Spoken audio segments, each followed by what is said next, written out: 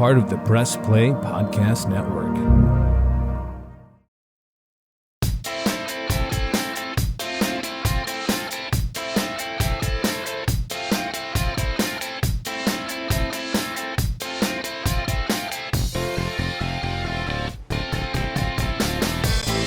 Hi, everyone. Thanks for stopping by. The Sabol Brothers on the Baseline Podcast, all part of the Press Play Podcast Network.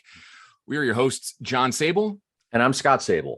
Thanks for tuning in, everyone, and thank you for subscribing on iTunes and Spotify. And we've got a tremendous guest here, one that's been, well, Browns fans, you know him all too well, future NFL Hall of Famer, Scott, a six-time first-team All-Pro, 10-time Pro Bowler, played an NFL record 10,363 consecutive snaps. Our guest, of course, that kind of gave it away. Legendary Browns offensive tackle Joe Thomas. Joe, thanks for coming on, man. How you been? I'm doing great, guys. Thanks for having me on. Joe, I say future Hall of Famer, but this time next year, you might just be in Canton with your gold jacket and bronze bust. Has that kind of like, I know the voting hasn't happened, but has that kind of sunk in? Have you thought about it? People want to ask me about it and they want to talk about it. And I'm not somebody that believes in jinxes. So it's not that I'm anti-talking about it because I'm worried about, what will happen with the voting process and things like that, because the hay's in the barn on this stuff, right? There's nothing I'm going to do now that's going to change my status and qualifications as a potential NFL Hall of Famer, but that's a long way away still. I mean, we're a ways away from even narrowing it down to finalists. And I'm sure I'll think about it a little bit more as we get closer, but I'm just more excited thinking about the Browns season, which is opening here right around the corner. Absolutely. And congratulations on being named to the Browns Legends program. You'll be honored at halftime during the home opener. What does that honor mean to you? Well, it's really special because it puts you in an elite class of NFL players. I think when you look at alumni groups and the most special groups of great NFL players from one team, certainly the Browns has got to be up there when you put them up against like the likes of where I grew up with the Packers and the Bears and some of the original NFL franchises, even the Steelers. I know it's hard for Browns fans and players alike to admit, but there's been a lot of great players in those different organizations. And certainly I think to become one of the Browns legends puts you in a class with a lot of the players whose names are synonymous with the building of this league. Joe, let's go back to the very beginning on draft night in 2007. Ever since I watched this, I've always been dying to ask you about this. And I know you've been asked about this thousands of times in the last 15 years, but you decided to ditch the draft at NYC to go fishing with your dad. Unconventional, but amazing at the same time. How did that idea come about? Yeah, it's funny because the way we're answering the question, it was like it was some type of plan. Really what it was I was nowhere near interested in buying a suit and going to sweaty New York City, shaking hands with a bunch of people that I didn't know on draft day and having cameras stuck in my face. And I just wanted to do what I did on pretty much every Saturday growing up in the summer. And that was go fishing with my dad on Lake Michigan. Like there was no options in my mind of what I was going to do on that day. It was so simple because one, I despised having the attention as an offensive lineman, especially. And I certainly didn't want to go hang out with people that I didn't know. And the other option was hang out with my dad and a couple buddies and go fishing and enjoy the day, which really was going to be the last chance before you start like the craziness of your rookie season in the NFL with OTAs and mini camps and the busyness of those things. It was my last chance to really hang out and just kind of be a normal person. So I just kind of told the NFL, thank you for the invite. It means a lot because I think they were inviting about 5 guys at the time. And it was special. And I felt great that they invited me. That means that they thought I was going to be one of the top 5 players picked, but I'm going to politely decline. You guys can maybe find somebody else. I would much rather hang out with my dad that day. And it kind of became a thing because I think I was the first person to sort of decide that they had better things to do on draft day. But also the NFL kind of pushed back. I think they were surprised that I was not interested in being part of their multi-million-dollar circus that day. And I'd rather just kind of be anonymous. Like it wasn't important to me to build a brand or like have the cameras in front of my face and, have an opportunity to introduce myself to NFL fans. I'm like, guys, I'm a lineman. I don't care what I do. Nobody's going to care more about me than the 32nd quarterback in the NFL. So I'd rather just do something that I love on that day and spend the time with my dad. So you played for the Browns from 07 to 2017. And as we know, there were a lot of losing seasons there. But your rookie year, I mean, the Browns went 10-6, coming out NFL rookie year, 10-6. At that point, did you think at that point, I know hindsight's a little different, but that, hey, this is going to be the beginning of something special. Hey, we might 2008, 2009, did you think there would be a progression there?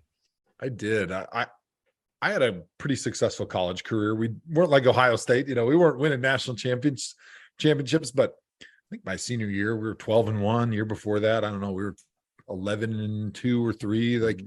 So we were really successful when I was at Wisconsin, and throughout my college career, I think we started out, 8 wins, then we got to 9 wins, then we got 10 or 11, and then 12. So there was a nice progression, as the players kind of bought in a little bit more, and some of the younger players were playing a little bit more. And just my own career, I felt like I had a lot of influence over the success or failure of the team, and we got better throughout my career. So I just kind of assumed, hey, yeah, this is how the NFL works. All right, 10-6 this year. That's kind of where we start. That's the floor. We've kind of set what the standard is. And then every year we'll probably get a little bit better. And maybe next year, we'll be competing for certainly an AFC North championship, probably in the playoffs, the Super Bowl. And I just had no appreciation for how hard it is, I think, to win in the NFL, because we brought back largely the same team in year 2 in 2008, but the results are not exactly the same. I think we ended up 4-12 or 5-11, ended up firing the coach and the general manager. And that was quickly like my 17th welcome to the NFL moment, when going into the last game of the season, in my second year, I was like, oh no, they're definitely not going to fire the coaches and the GM and basically clean house. We were 10-6 last year, and I think they just gave everybody an extension. I'm like, oh, that's not going to happen. They're not that short-sighted. This is a good group. We can win with this group. And of course, I was pretty wrong. I couldn't have been more wrong, actually, with that thought process, because that ended up happening a bunch of times throughout my career, including when Rob Chudzinski was there. He only made it 1 year, didn't even make it a full 12 months as a head coach, because in the NFL, it's a what have you done for me lately business. And a lot of times ownership and management is happy to just clean house and start over again if they feel that the direction is not headed with the same idea that they have. Exactly. So how do you stay motivated? I mean, your rookie year, you're kind of rough around the edges. Like you just said, you're a little naive going in, and here we go. Year 2, year 3, year 4. How do you stay motivated when you see these changes and the progression isn't exactly what you anticipated? It can be a little bit difficult, but I think that's one of the very few things you can learn from being part of a team that loses a lot. Is it's really important to understand, what are the things that I can control? Literally, what can I go to work every day and focus on, where I don't lose sight of what my job is? Because in the end, and this came from Belichick, which came from Parcells, which he probably stole from somebody else, and then Paul Brown, he probably stole it from some general in the 1900s. To be the best teammate you can be means you're the best at what you do, and you don't worry about things that you don't control. So as a left tackle, it was easy, after understanding I was getting better as a player, but my team was getting worse, to realize that I have to focus every single day on being as good as I possibly can, because that's what I can do to be a great teammate. And there's obviously synergy that happens with teamwork and the camaraderie of the locker room. But in the end, if I worry about what my quarterback is doing because he's not doing the right things, then it's going to hurt my own performance, which in the end will hurt the team's performance. So yeah, if somebody's not doing the right thing, you need to encourage them and find a way to motivate them. But in the end, you can't have the idea and the mindset that, my quarterback's not playing very well today, so I'm going to worry about that instead of spending that mental energy focusing on my own job to try to be as good as I can possibly be. So, Joe, following the Browns like Scott and I have, and I know you've had this question asked to you quite a bit. I mean, you've blocked and snapped the ball for I think 20 different quarterbacks with the Browns in your 10-year career with them. 20 some starters, and I think it was more than that for guys that just came in and took a few snaps at quarterback. Like Terrell Pryor took some snaps at quarterback one year, and I think Charlie Whitehurst, the old touchdown Jesus, he took some snaps at quarterback, although they didn't start. But either way, the point is there's a lot of quarterbacks back there. Could you name them all? Do you know them? No. I've tried to do this a few times. I actually did it for an ESPN story at one point, and it took me like 10 minutes to try to think of all of them, because I can remember the early ones and I can remember the late ones, but like the middle of my career we had 3 or 4 different quarterbacks almost every single season. Mhm. And no disrespect to those guys intentionally, but it's hard to remember all of them on the spot, especially because I'm an offensive lineman and we're not the smartest people on the team. Yeah, there was one year, I have the list here, but we don't need to go through them. But I remember one year you had Derek Anderson, Ken Dorsey, Brady Quinn, and Bruce Kadkowski. Mm-hmm. I think that was the most you had at 4 in a regular season. It seemed like 3 was a really common number. Like it just about every year it seemed like there was 3 guys that played. Another year you had Brandon Whedon, Thaddeus Lewis, Colt McCoy, and Josh Johnson. There you go. It's just incredible the amount. That's got to be an NFL record. I don't know if they've ever tracked that, but it's hey, speaking of quarterbacks that you snap to, can you tell us maybe an unknown, podcast friendly story for the kids listening at home involving Johnny Manziel? Oh, I don't know if there is any. All I can say about Johnny is he was a great teammate from a friend standpoint, like very nice person. But he was not a great teammate from a commitment standpoint. Mhm. Like I think everybody in the locker room really liked him as a person. He was very nice to people. He treated people the right way. But unfortunately, he didn't treat his career the right way. Like he didn't have that level of commitment from the start. And I think it was kind of probably pretty apparent when you heard the stories of him in college getting away with everything, like missing meetings and workouts and like the late nights and just not focusing on his career. But when you're such a gifted and talented athlete like he is, he could easily just coast through college football because he was just so much better than everybody. And so he didn't really have to commit and sacrifice to be great. And I think that mentality, that attitude carried over to the NFL where he just kind of had that perspective. I'll just show up and kind of do my thing and we'll figure it out. Like there wasn't that commitment that you have to be great at the NFL game. And I think it was just too late by the time he realized it. Mhm. But, I mean, he was interesting because you just never knew when he was going to show up and what version of Johnny was going to show up, depending on how many of his buddies were in town and how late the night was the night before. Wow. And we will have more from Joe Thomas right after this. The R&R podcast going to be rocking and rolling with you because football season is underway. College, Ohio State, the Power Fives, the MAC, the Browns. Michael Regai, are you ready to rock and roll with some football? Kenny, I've been ready. This is our time of year. This is what R&R is all about. We're going to be with you every week. Kenny just said it, Browns, NFL, Ohio State centric. So you got to stay with us all fall and winter long here on R&R.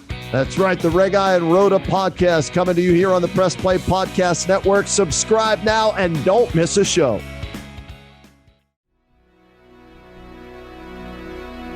Hey everybody, it's Sam Amico from Cavs on the Break NBA podcast. Be sure to give us a listen for all your Cleveland Cavaliers recaps, analysis, breakdowns, draft talk, free agency. The list goes on and on. Give us a listen, Cavs on the Break NBA podcast.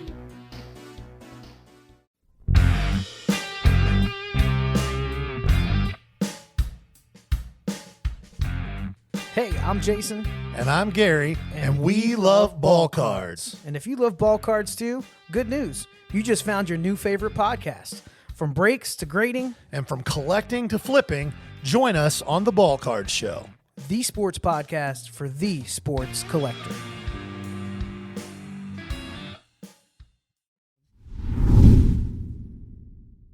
So what was your weekly routine during the season? Game on Sunday. Start us on Monday. I played baseball, so we always had a routine Monday throughout the week. But football's different. What was your routine starting the day after a game and then taking us into the following season? And did you eat anything special before a game? Yeah, so the routine is very strict, and regimented. And I think you talk to a lot of guys that played in the NFL for a while. They become like these immense creatures of habit because unlike the other sports, you only play one game a week mostly, and it's usually on Sunday. So it's the same day. So you have this rhythm of the week. It's almost similar to as a parent, I compare it to being a parent. I got 4 kids. They're all in school. And you have this rhythm of the year where, they go back to school around Labor Day and then they got their Christmas break and then they got Easter break and they're done around Memorial Day. And then you got your summer. So you kind of get into that rhythm and that flow. And it's the same thing with the NFL. You play on Sunday, usually come in Monday and you do a little bit of a shakeout workout. You come in, you watch the film. A lot of times you go on the field, you go through corrections from the game. You'll go back and you'll start maybe watching some film for the next opponent. You come back on Tuesday if you're injured or you want to get a little bit of extra work, and you do your rehab. But mostly Tuesdays are kind of the day off for players. Wednesday you come in, and Wednesday and Thursday are your busy work days where you're installing all of your concepts for the week. So Wednesday is usually more first and second down. Thursday is usually third down and then special situations. And then Friday, you'll do a few more of the special situations. Sometimes that'll be like red zone, goal line, backed up, 4-minute, 2-minute offense, things like that. And then you'll kind of polish things up. A lot of times you'll take what you did well from Wednesday and Thursday, and you'll kind of reinforce them on Friday. And then the coaches will also look at some of the plays that are new that they didn't really like, and then they'll kind of chop them. They'll put them on the chopping block, and then you're not practicing them on Friday. And then Saturday is really kind of a quick jog through where you're getting on the field, you're going over your openers, which are usually the first 15 plays on offense that are scripted. So you kind of get an idea of, all right, this is our personnel grouping. This is the formation. This is the shift. This is what we expect the defense to do when we do that. And they'll put a defense out there. Usually it'll just be your own offensive players wearing defensive jerseys and just kind of standing there walking through with you. So you get an idea of what the calls are on the offensive line, maybe what the coverage is that you expect to see in the secondary for the quarterback and the receivers. And you're just kind of going through the motions of what the game we expect it to look like on Sunday, at least sort of the beginning of the game, and then kind of the next favorite calls from that offensive coordinator. So a lot of times, even though you say, hey, it's only the first 15 plays that you're going to walk through, and then it's going to be maybe another 35 or 40 plays, which the coordinator and a lot of times the quarterback have taken the whole call sheet and they've kind of narrowed it down to maybe their top favorite 60 plays that they expect to see in the game, which typically in NFL games around 60 or 70 plays. So they're basically trying to give you a look at everything you're going to see in that game, because if you know anything about the brain, like your brain doesn't really know the difference of full speed versus walkthrough speed. Mm-hmm. So getting a walkthrough rep, or even just closing your eyes and visualizing, your brain is getting the rep just the same way as it would if it was doing it full speed. So bringing that muscle memory and that ability to ingrain what you're going to do in your head on a Saturday or a Saturday night before a Sunday game is incredibly valuable. And I think it's one thing that NFL does really well that I'm sure other leagues do it, but I think they could even do it a little bit more to help success on game day. Joe, how many carbs did you eat in a week or a day when you were playing, being an offensive lineman? A lot, all carbs. Actually, it was funny. I had a buddy this morning who I work out with. We were talking about diet and nutrition and other boring stuff. And I said, do you know the only place on planet Earth where carbs and fat are found naturally together is in breast milk? And the reason that's found in breast milk is to help you gain fat for your ability to grow into a human when you're down the line. And so as humans now, we put those things together because they taste really good when they're together, but they really make you gain a lot of weight. And so when you're an offensive lineman like I was, who was trying to gain that weight, that was like my Bible. My gospel was I was probably eating, 5,000 or 7,000 calories a day, depending on the day. Like obviously training camp, when you're practicing 2 times a day for 3 hours, you may be even over 7, who knows how many calories. It's basically, you're just going into the lunchroom and I'm filling up 2 plates as high as I can with as many carbs and sugars as I possibly can. And then I'm going to eat until I feel like I'm sick. And then I'm going to go do it again because I need all those calories and all that energy. But as far as like the specific number of carbs, hard to say. I do know that during the season, just to maintain my weight, I would eat like a big dinner, obviously. And then after dinner, my wife and I would usually watch some TV or just kind of wind down. And I'd go downstairs and I'd always get like a pint of ice cream and then a sleeve of Thin Mint Girl Scout cookies. And then sometimes I'd wash it down with like a big glass of whole milk, or I would even go with like a protein, like a casein protein, which is a little slower acting protein shake before bed, just so I could like kind of keep that weight on, because it was so difficult. And actually I was burning so many calories. My wife, who's a great cook, she would always cook for us during the week. And one time she made a stir fry, which if anybody knows, like you can make a big stir fry, but because of all the vegetables and stuff, it doesn't have a lot of calories. Right. And usually if it's veggies and protein, like a chicken or a beef stir fry, there's not a lot of carbs in there. And me knowing not a whole lot about diet during my career, other than I have to eat a lot of carbs until I feel like I'm sick. Like I got like physically upset at her. I'm like, babe, stir fry, are you kidding me? Like, I'm going to get fired from my job. My coach is going to be on my ass. Like, you can't make these meals. I need like lasagna and fettuccine Alfredo and garlic bread. Like, I have to have carbs. And she was so upset. Like, she didn't quite get it. She thought that just making a big meal is all I needed. I'm like, right. I need the sugar. Oh, that's great. Well, then all of a sudden you fast forward now, you retire and, you went through a metamorphosis. Was that something that you decided to do right out of the gate? You wanted to lose that weight. And how many pounds did you lose and how long did it take you to do it?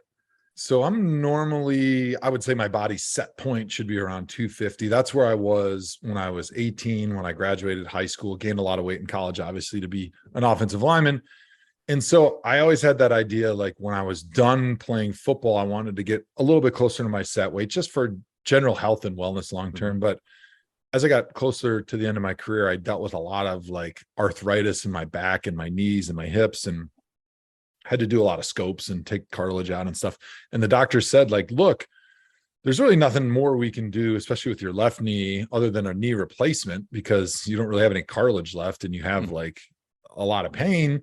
Obviously football, not playing, is going to be helpful because that beats your body pretty good. But he's like, the number one thing you can do outside of that is lose weight. And the number two thing you can do is start eating better, because food is inflammatory, but depending on what you eat, it can be medicine or it can hurt you and be inflammatory.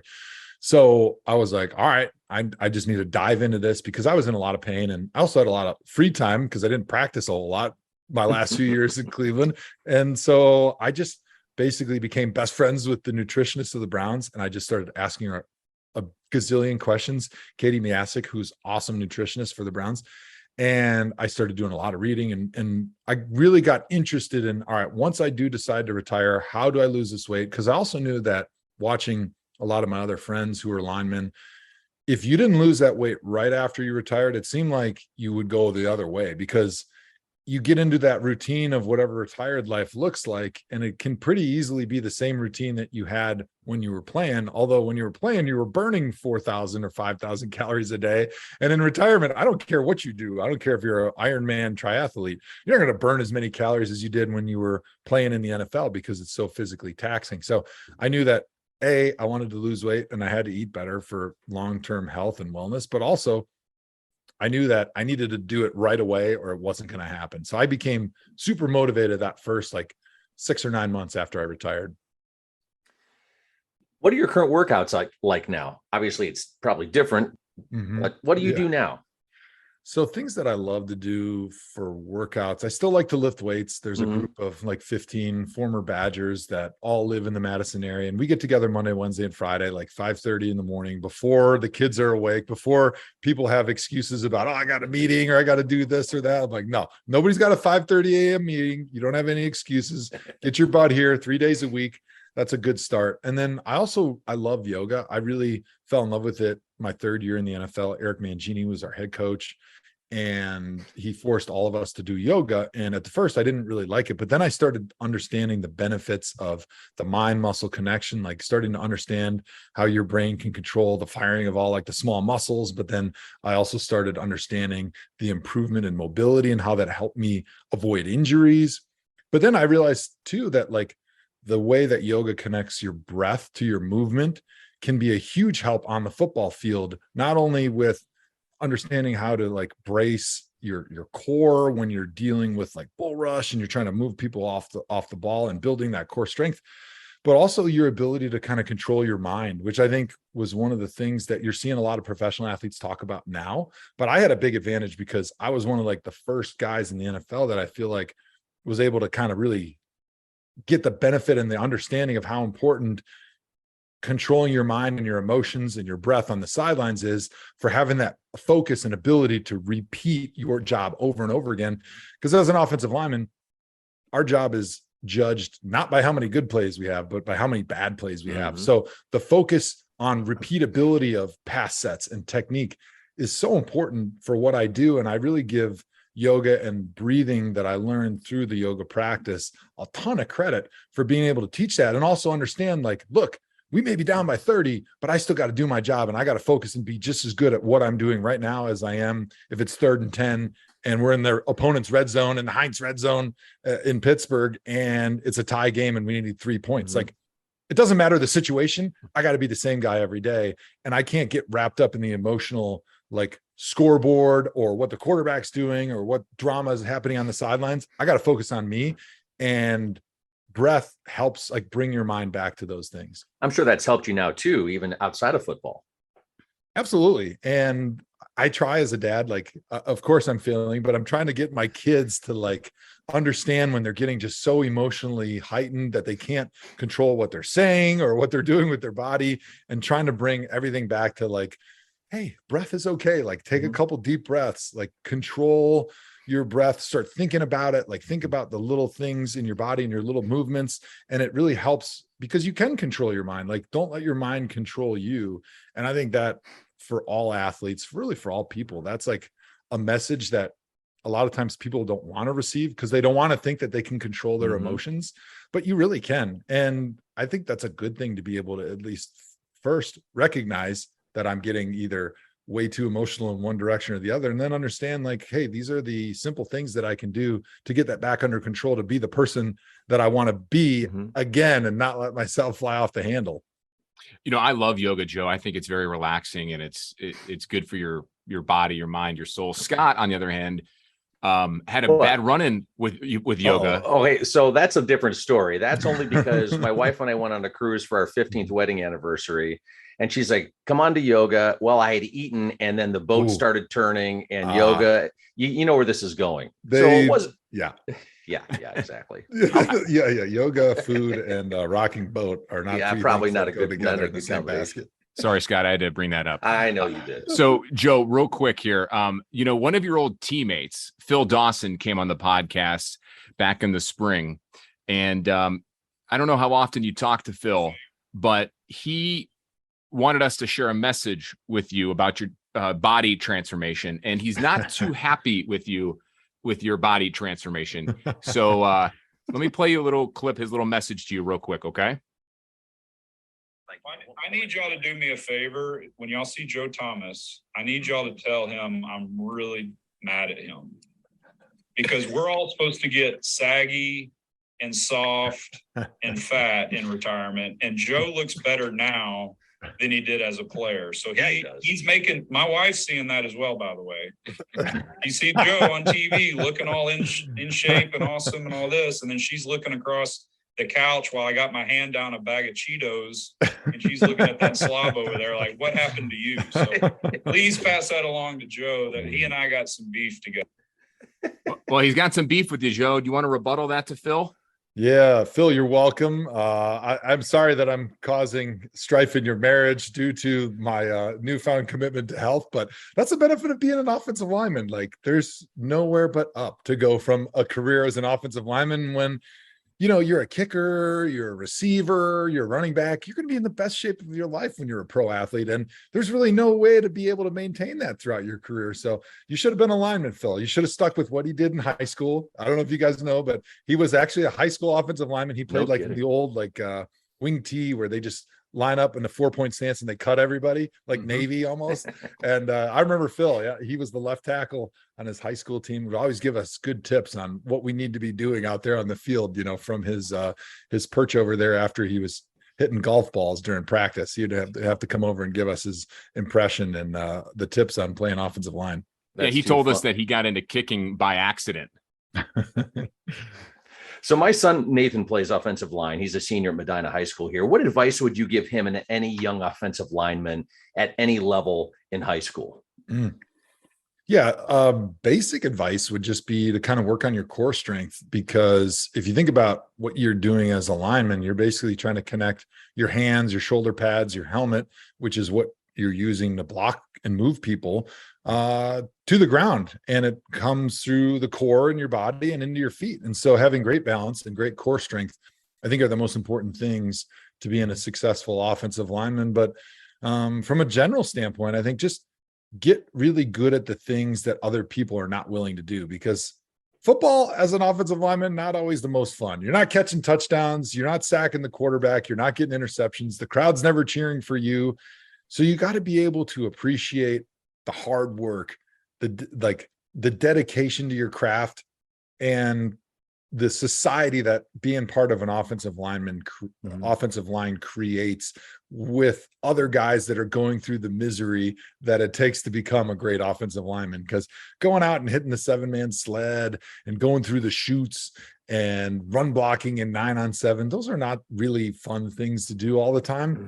But I think the satisfaction is the group that you form on that offensive line is going to be the tightest group no matter where you go the rest of your life. Some of my best friends are still guys that I played with on the offensive line in Cleveland. So your last game, and you tore, was it your bicep or your tricep? Tricep tendon. Your tricep. How long did it take for you to recover from that, knowing that was probably it for you and you were done with football? How long? I mean, is it 100% now? What's the status of that? So my tricep, not 100% now, but it's fine for normal life. Like, I notice a little bit when I try to golf because it's my left arm, so I can't really straighten it all the way. I would say strength level, probably 95%, probably 90% of my ability to straighten it compared to my other arm. And I think that's just the nature of when you tear a tendon. Like, it takes a long time to get that strength back because you lose a ton of muscle mass. And also, I think you lose that range of motion because there's just a lot of scar tissue. There's a lot of damage when you tore your tricep tendon, and then when they go back in and they sew it or bolt it back into your elbow, it's just never going to be the same. And, I work on it all the time, but my golf game didn't get any better or worse. So I guess I'm not too mad about it. It's all right, Joe. Our golf games are bad too. We've got a couple more questions about current Browns and a little rapid fire, then we'll let you go. Right. I know when you and I talked at training camp, the Deshaun Watson suspension was 6 games. It has since obviously been elevated to 11 games. Do you think the Browns can still make the playoffs? And do you think Jacoby Brissett will still be able to guide them to above a 500 record after 11 games? I do, because I think that their defense is a top 5 defense. It showed last season. They finished top 5 in total defense. I think they're a better defense than they were last year. So I expect that the defense can really carry this team. They've got probably the best rushing attack in the NFL. That plays really well. And when you look at what Jacoby Brissett does really well, like, he complements a good defense and a good running game with how he plays, because he's really smart with the football. He doesn't turn it over. He hits his tight ends and his running backs a lot in the passing game, and he's able to really play that ball control football. So I think it plays well. Also, their schedule is a little bit easier at the beginning of the season than it is at the end. And so I think for fans, if you're sitting there and you're at 6-5 when Deshaun comes back, you should feel really good about your chances, because I think you're going to make the playoffs. Is that something you look at as the schedule about this time of the year? You go, okay, look at this. It might be, or do you treat every team the same? I know it sounds like a dumb question. As a fan or as a player? As a player, as a player, or do you look at every? Yeah. What do you do? I mean, as a player, you're looking at things one game at a time. Like, when the schedule comes out in May, you look at the whole thing, obviously. And for me, everybody's got their own reason why they're cheering for little nuances in the schedule. For me, I was always cheering against games on turf and against games that are hot at the beginning of the season, because the hot games are just so miserable as a lineman, because you're so big and you sweat so much. Like, so you don't want to play in Florida. You don't want to play in Houston at the beginning of the season. You don't want to play in Carolina. Like, those are games that you don't want to see on the calendar at the beginning of the season. You love to see them at the end of the year. But the other thing is, like, the field turf, even as good as it is now, it just takes a bigger chunk out of your body during the season when you play on it versus natural grass. And I knew that my recovery between a turf game and the next game was going to be a lot harder, and I was going to be in a lot more pain with a lot more swelling, and it was going to hinder my performance the next week more than if I would play on grass. So I was always looking at those turf games, and I definitely didn't want to see like back-to-back turf games. Cincinnati had one of the hardest turfs in the NFL when I was playing, and so I hated going down there. I always wanted to see what point of the year that was going to be. Like, having a bye week after that was always really nice. So you could kind of give your knees and your back a little bit more time to recover before the next game. Outside of covering football for the Browns on the NFL Network, being with family and working out, I know you like to smoke a lot of meat, and that's something that my brother has done a lot, right? And I've tried to do some of that, and I know my brother's a lot better at it than me. Do you have a favorite meat to smoke? And what's your favorite cut of steak? Yeah, my favorite cut of steak is actually a skirt steak. I do a skirt steak as an appetizer. Like if we're having friends over, that's kind of my go-to. So I'll do a skirt steak in the sous vide. I think I do 145 for like 8 hours, get it really nice and tender. And then I use this Jamaican jerk seasoning blend that I put on top. It's by Island Thyme. It's really good. It's got some sugar in there, so it goes really well with the fattiness of the skirt steak. And so after I sous vide it, I'll throw it on the grill like super hot for like a minute on both sides, just to get a little bit of charred and to caramelize some of those sugars. And then you just slice it against the grain, and it's an awesome appetizer. It'd be great as a fajita, like on a taco. But that's a go-to. That's something that's unique, I think. So that's kind of why I like to make it when people come over, because everyone can just try a little bite no matter what the main is, and they can really enjoy themselves and be like, wow, I've never had skirt steak. I've never had Jamaican jerk skirt steak. This is wonderful. And then as far as meat that I like to smoke, I would say my absolute favorite is brisket, probably because it's the toughest to nail. And so you feel really good if you nail a brisket, because even if you do the same thing like 2 times in a row, just depending on how the brisket is or how your smoke was or the temperature, like it can be either the best thing on earth or it can be really average at best. So I like a good brisket. But I also like doing some like chicken drummies, because my kids love chicken drummies. They don't eat chicken wings for some reason, which is bizarre, but they love chicken drummies. And I've got a big offset smoker where I actually out on my farm, I cut down all the wood and I like chop it up and I age it, and then I use that in my smoker. So it pumps out a ton of good smoke. So pretty much anything you can put on there is awesome. But like a nice chicken wing is really fun. And I'll use some like Nashville hot seasoning on there, so it's a little spicier. And that's a good go-to to pair with a brisket, and then maybe some like smoked Brussels sprouts with one tip. If you are a big brisket person, I love taking a whole packer brisket, and then when you trim it, you trim like the fat off, but don't throw that away. Put that on your brisket, on your smoker for an hour, and then take that off and then dice it up. And it's like the best bacon bits you've ever had. So then you can put that into your Brussels sprouts or your asparagus or whatever else you're doing on the side, and it'll just blow people away. And you're not wasting any of your brisket. Yeah. You know, it's funny, Joe, my brother-in-law last Christmas smoked a 17-pound brisket. We did, I think, for 8 hours overnight. And we did the same thing. When we trimmed it, we took we kept it in strips. Yeah. We didn't dice them up, but we put them on the grate, and then that was kind of a little appetizer. I mean, cut it up after it was cooked and throw it on there. And it was amazing. We're both of my brother-in-laws, and Scott and I have smoked a couple things on his smoker. Scott has an electric smoker. My brother-in-law has a Traeger offset, and the other one has a Kamado Joe. Nice. And we've done everything from, you know, brisket, rack of lamb, you know, pork ribs, beef ribs, whole chicken, salmon. One of my brother-in-law owns his own tackle company. He lives up in Michigan, fishes all the time, so he'll get some salmon and some walleye and lake trout. It's a big hobby of mine. Scott's getting into it too. I'm just getting hungry just talking about it. But I know. I've seen your videos on Twitter before, and I've always been dying to ask you about that, because it's just so interesting. Because you're right, a brisket, there's so many little variables, and it could either mess it up, and some of it's out of your control. It could be a bad cut of meat or whatever. But my favorite steak is a tomahawk ribeye. That is my favorite. So those are hard to beat. One thing I'll say too, it's kind of a specialty because it's hard to get unless you like. We just slaughtered a steer that we raised on my own farm, so we had the butcher come, and I was like, this is what I want. But it's hard to find like a long beef rib bone unless you go to like a butcher or you do it yourself. And if you smoke one of those, that is like next level stuff, because it's kind of got the fattiness of a brisket. So you kind of got to treat it like a brisket. But when it's done, everything is so nicely caramelized, and you can just slide that bone out, and then you can either slice it thin like a brisket, and everybody loves it, or you can make them into big like dinosaur bone ribs, which is really fun.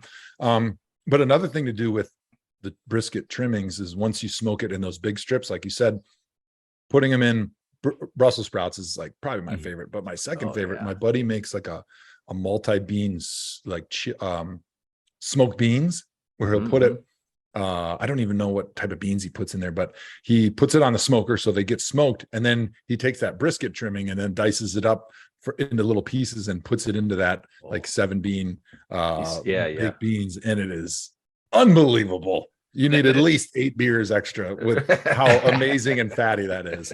Oh man, that's a good meal to have on a cool fall day watching some football right there. Yeah, baby. That's heaven right there. My dad, when he came down, I was living in Tampa at the time before I moved back to Cleveland, and I made him I made him one tomahawk ribeye that he and I shared, and I made one for my mom and my wife and my sister who visited, and when I cut the bone right off, I just gave it to him as like a dinosaur bone. Here you go, Dad. And my dad just like kind of Fred Flintstone, right? Yeah, that's Fred right. Flintstone. It was fantastic, but awesome there. Well, Joe, we're gonna do one quick little segment here as rapid fire. Okay. There will be quick questions. They're going to be questions football related, some stuff in Cleveland. First, words that come to your mind. Okay. Throw them out there. They're really quick. They're fun questions, and then we'll let you go. Right. Scott, you want to start this off? I'll start it off. All right. Hardest opposing lineman you ever had to block?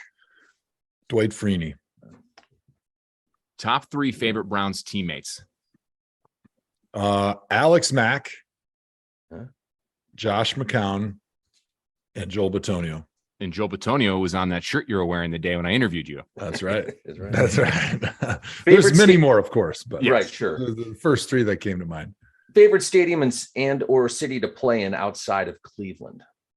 Believe it or not, actually Lambeau Field, but other than Lambeau Field, because that's where I grew up, and I think the history of that place is a little bit better than any place else in the NFL. But I actually love playing in Pittsburgh because I love going into a hostile environment where it feels like it's us 53 against the world. You got the most smack talk from the fans that were behind you. I loved the playing surface. I thought it was cool right there on the edge of those rivers, and it was outside of Lambeau. That was my next favorite. What was your pregame meal and superstition if you had one? No superstition other than I just like to eat the same thing. So I kind of knew how my body was going to handle it. Like I didn't want to try anything goofy and then go do yoga on a cruise ship and like have the upset stomach going into a game. So in the morning I would eat scrambled eggs, or no, I'd eat an omelet. I would eat like chocolate chip pancakes with syrup and butter. And then I would eat bacon.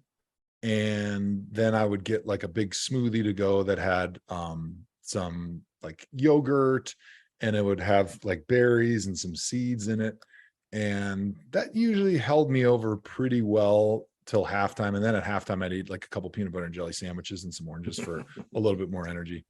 Do you have a favorite restaurant in Cleveland that that you maybe go to now when you come back into town, or one that you went when you were a player? Yeah, I always tell people that the best part about Cleveland is the restaurant scene because it's so underrated and there's so many great options. It's such a melting pot of awesome people, and that really translates into great options for eating out. And Fahrenheit by Rocco Whalen was always that one like go-to spot for me and my wife. But like I said, Town Hall, like there's numerous fantastic places to get something to eat no matter what you want. Cleveland's got it. All right, 4 more and then we'll be done. Favorite TV show you're streaming right now? Man, I got into this weird like not watching TV at night, just going to bed thing, which has been really good for me, but it's been bad for my streaming. So I'm ashamed to say that I have not watched the original Top Gun in its entirety, and everyone's saying how great the sequel is. So I keep telling my wife we need to just like block out a couple hours when the kids go to bed and watch like both of them, because I feel like I'm definitely missing out, as awesome as everybody tells me that they are. Most memorable Browns memory or game? So playing in that Snow Bowl game my rookie year against Buffalo, where we went into the locker room after warmups and it wasn't snowing, and we came out like 10 minutes later and there was like 3 inches of snow on the ground. It all of a sudden in my mind, it felt like it was Christmas morning and I'd gone outside and I was ready to go make snowmen with the neighbors after opening up presents. Like it just had that like childlike joy to the game. And we ended up winning 8-0. Phil Dawson, the great Phil Dawson, 2 field goal kicks that like went up in the air and turned into flying saucers and hovered and somehow like snuck through the goalpost in 40-mile-an-hour winds and 7 inches of snow. And then we got a safety, and it was just a memorable moment. One of the coolest scenes that I've ever played in. Phil Dawson said the same thing. That was his favorite Browns Mhm. memory as Really? well. That's right. He did mention that. Yeah. He was the hero, so I'm not surprised about that. Favorite Browns coach you played for? I would say Kyle Shanahan. He was not the head coach, but he was the offensive coordinator. And I remember after that season we had with him thinking, because he ended up deciding to leave because he had some disagreements. I remember thinking like, man, we should just make him the head coach. And sure enough, a year later, they fired Mike Pettin. And now Kyle's gone on to be a great head coach out in San Francisco. So he connected with players so well. He was also a master of what he wanted to teach. So he could stand up in front of the offense and he knew the details of everybody's position. It commanded respect. And I think he built confidence in all the players going into those games, that he wasn't asking them to do anything they couldn't do. And if everybody did what he was asking, you were going to have a great offensive output and win the game. Final question. Do the Browns win the Super Bowl in the next 5 years, given what you're seeing right now? No doubt. You didn't hesitate one bit there, Joe. No way, man. They got a great front office. They've got a great coaching staff, and they've got the team loaded top to bottom with quality young players. They got a 5-year window that they could win at any point in the next 5 years. Wow. And a bonus question real quick. Give me a player in training camp now as the preseason has ended, as we head into week 1, that we're not talking about that we should be talking about. Good question. I would say let's talk a little bit about David Njoku. I know he's one of the highest paid tight ends in the NFL, and he's obviously somebody that's garnered a lot of conversation. But being around training camp this year, the conversation's all been about great defense, great secondary. Who are the receivers that are going to step up, the young guys? Great running game. But really, when you look at Jacoby Brissett and what he wants to do, we talked to him before the last preseason game. He said, the most important thing for me in training camp in this last preseason game is to continue to build that rapport with the tight ends, because those are the guys that I'm probably going to look to the most. So I expect a huge season out of David, with as much as Jacoby loves hitting those tight ends and with as much as the relationship has been built between Jacoby and David. And I think he's going to be a big factor in the success of this offense early in the season. Yeah, and the season's just right around the corner. A big game week 1 down in Carolina. Will you be down there in Charlotte? I will not be down in Charlotte. I'm actually going to be in Cleveland that weekend, which is funny, but one of our good friends is getting married. So we're going to be there on Saturday, and then I'm going to be hunkered down with the fam in our condo in Cleveland, just throwing stuff at the TV if it's not going well, and celebrating with a lot of 73 Kolsch beers from Great Lakes Brewing if things do go well, because that's a big one, as we all know, for a lot of reasons. You know, Bernie Kosar does we tape a Browns pregame show, Orange and Brown Countdown on Fox 8. We just taped one of our episodes yesterday. He told me he doesn't like to use the word must win, but if there's ever a must win in a week 1, this is it. That's right. Do you kind of agree with that sentiment, or is it just any other game? I think it's a really important game. Like, we love saying must win in the media world. It was funny in NFL Network when I did Thursday Night Football for the last 4 years, we would have production meetings the night before and we'd go through the questions and stuff like that. And inevitably, when like the head honchos were there, when the big time producers were in those meetings, it was always like, why is this a must win? This is a must win. Somebody's got to say it. Like, everybody loves pushing that because it just gives it the feeling of this is a huge game. It may not be a playoff game, but it feels like the season is riding on this game. And it's hard to disagree when you think about, all right, Baker was our quarterback for the last 4 years. Now he's the starter in Carolina. So obviously there's like a personal rivalry between Cleveland and Carolina and Baker and the team and all those factors going into it. But also, like, with this team, we don't really know who they are. Like, we've seen very few of the premier players play in preseason. Like, the people that were there during training camp saw some really good practices, but we also saw some up and down performances during the first 3 preseason games. Jacoby's the quarterback for 11 weeks. What's he going to look like with his full complement of players? We have no idea. There's so many guys that we haven't seen playing together. And week 1 is the first time you're going to get that first impression. And, you know, just like they say about first impressions, you only get one chance to make a first impression. And a lot of times it's going to stick with you the entire season. So this is where, as a fan, we get to kind of put our ceiling on expectations for the season and the floor.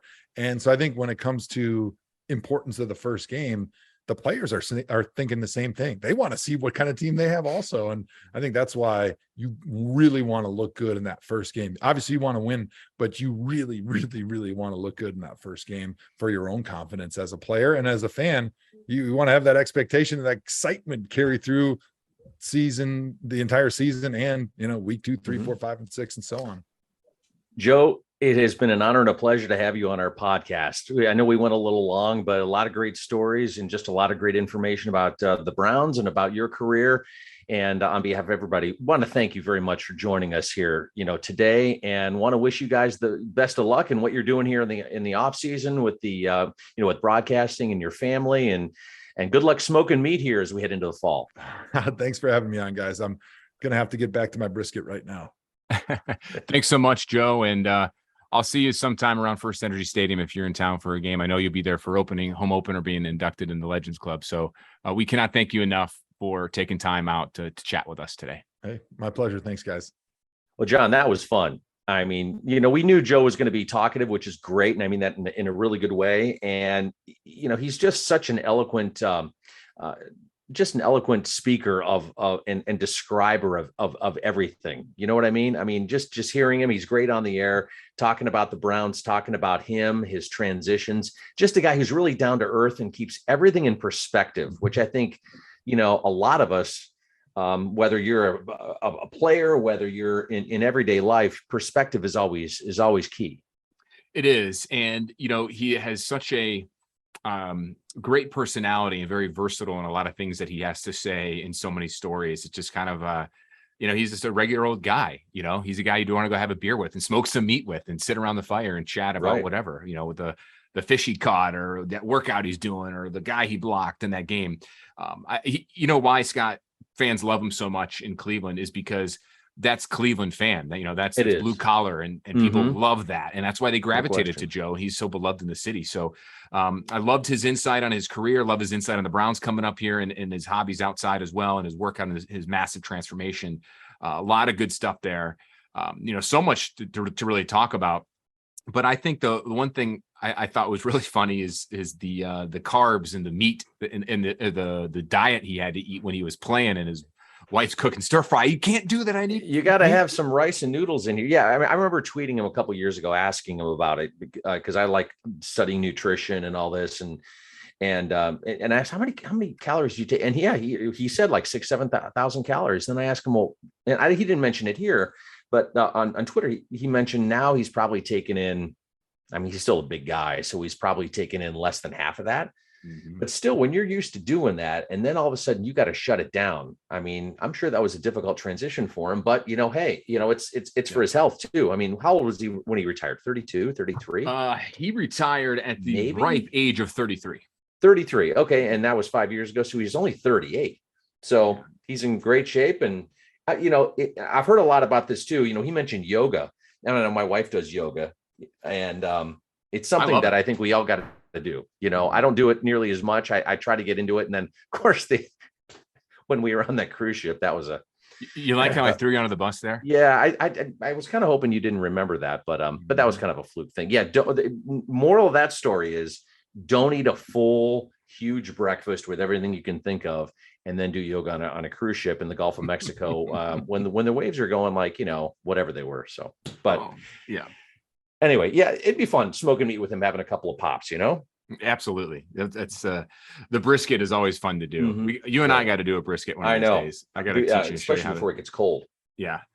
Those are fun. So big thanks to Joe Thomas for stopping on the good old Sabol Brothers and the Baseline podcast. Hope you guys really enjoyed listening to that. And you can follow us on Twitter. I'm on Scott Sabol, FOX8. And John, your Twitter. Follow me if you'd like at John_Sabol, and follow the pod at Sabol Bros. We like to get some interaction with you guys, some comments. If you guys have any requests on some guests, we got a nice guest list coming up here through the end of the year. We do. If you have any input there, throw it our way, and be sure, if you haven't already, subscribe to iTunes and Spotify. That way you get the notifications on your mobile device. Yep. Thank you very much, everybody, for joining us, and join us next time for the next episode of Sabol Brothers on the Baseline podcast.